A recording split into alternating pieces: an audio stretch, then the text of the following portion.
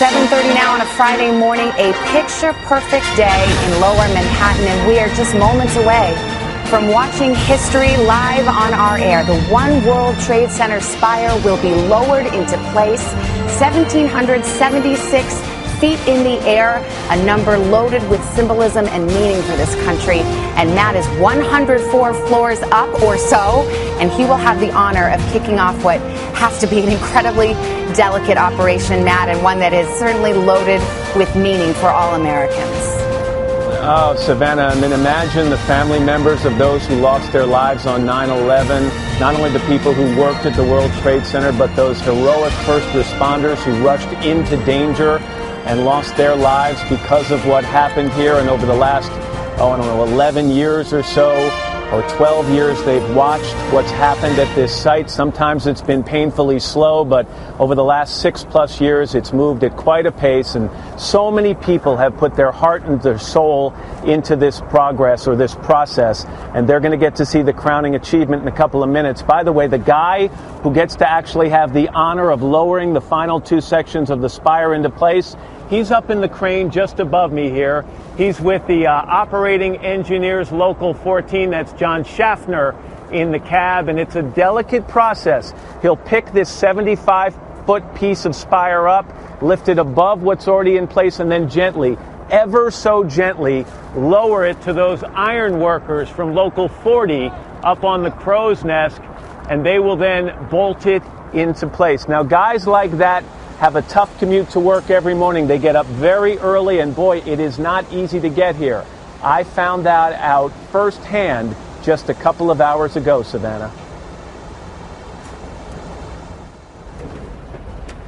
Got it, thank you. There was no napping on my way to work this morning.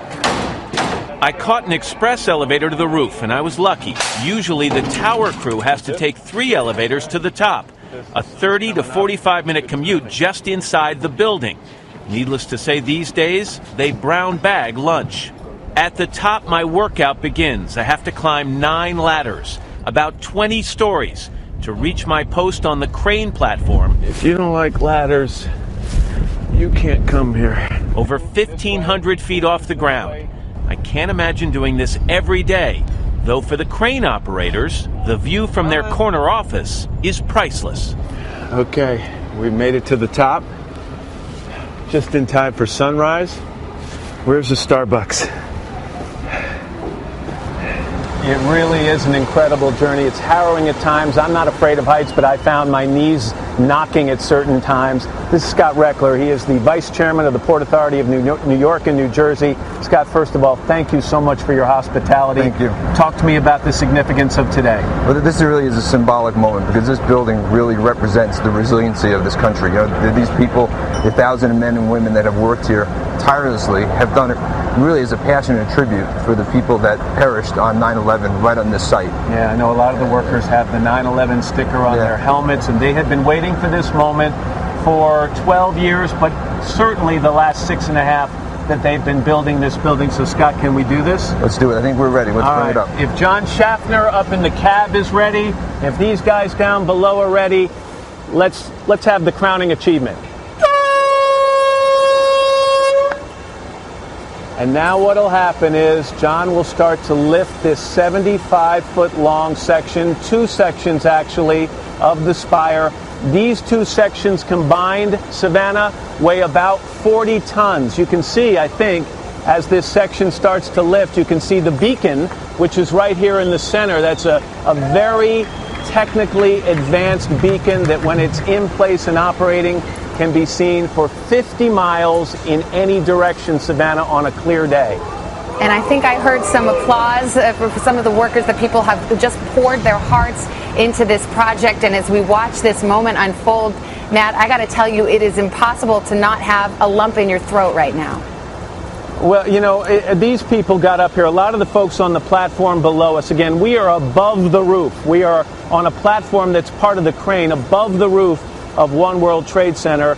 These people just wanted to be here this morning, and I would imagine down on the ground there are a lot of other trades members, union members who've had some role in the construction of this building. They are probably gathered down there, and there will be a huge piece of applause when this thing is finally lowered into place. They tell me that this, because it is such a delicate operation, imagine what would happen. I have to tell you, weather was important here. If the wind was too high, they couldn't have done it, because you start to get a 40-ton section of spire swinging because of the wind. That is a very bad situation. They're going to lift it straight up.